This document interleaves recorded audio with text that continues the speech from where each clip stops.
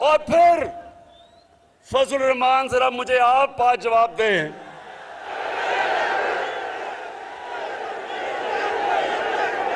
कि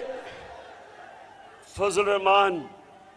आपको डीजल का खिताब तो नून लीग ने दिया था। उनके एक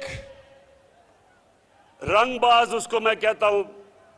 बड़ा करप्ट आदमी है, बड़ी बड़ी बढ़के मारता है, उसने आपको डीजल इसलिए कहा था कि उसने कहा आपने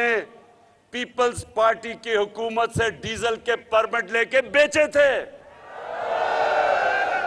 और आपके ऊपर जो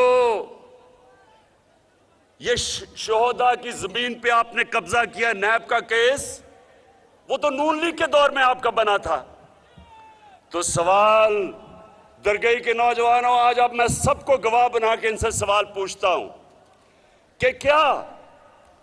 सुने जरा ये सवाल, और पाकिस्तान की कौम जो देख रही है, कि क्या चोरी सिर्फ इसलिए बुरी है जब आपका मुखालिफ करता है, लेकिन जब वो आपके साथ मिल जाता है तो चोरी बुरी चीज नहीं है?